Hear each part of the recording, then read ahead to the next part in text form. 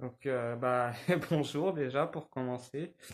Je fais cette vidéo pour vous faire part de mon expérience avec les médicaments et bah, si vous en prenez hein, pour vous convaincre de jeter ces merdes à la poubelle dès que cette vidéo sera terminée, parce qu'il faut se débarrasser de ça.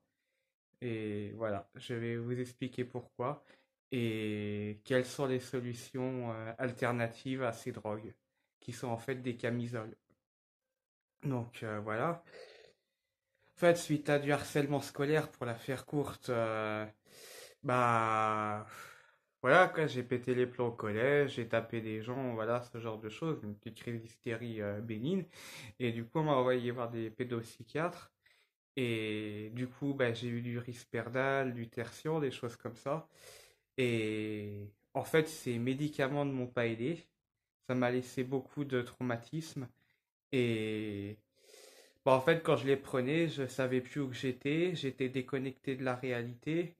J'étais détaché de moi-même et je pouvais plus rire, je pouvais plus être en colère, plus rien. J'avais plus d'émotions en fait.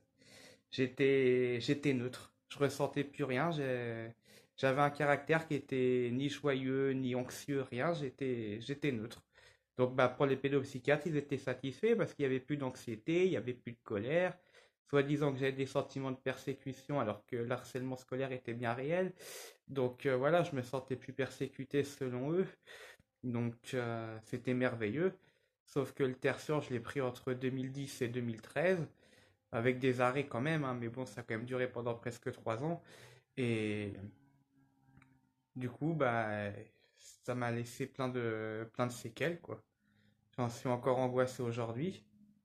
Parce que j'avais bah, déjà au niveau cardiaque, j'avais des troubles du rythme cardiaque, j'avais un souffle au cœur, ce qui a été confirmé par des électrocardiogrammes, hein, qui a été confirmé par mon généraliste.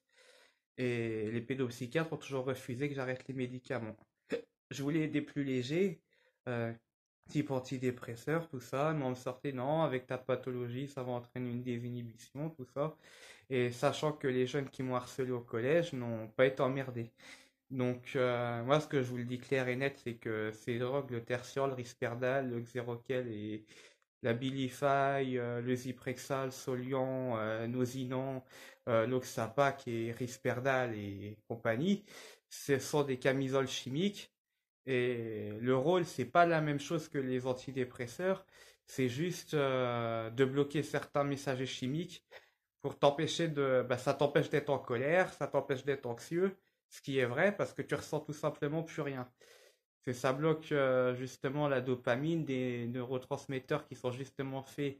Bah, c'est justement ça qui fait ta perception du monde extérieur, qui te fait ressentir les choses. Donc comme c'est bloqué, bah, nada, tu ressens plus rien. Voilà, c'est ce que je vous dis, c'est très simple à vérifier, hein, ne me croyez pas, vérifiez-le.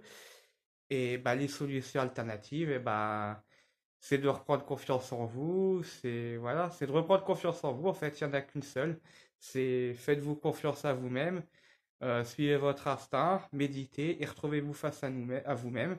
Parce que bon, bah, il existe bien des plantes en pharmacie, type millepertuis, Rovolfia, la mélatonine, la passiflore, l'aubépine, voilà, j'en passe. Mais sachez que le spasmine, tout ça, voilà, ça vous servira à rien. Parce que si les neuroleptiques sont des camisoles, ces médicaments-là, c'est du pipi de chat, donc ça vous fera rien.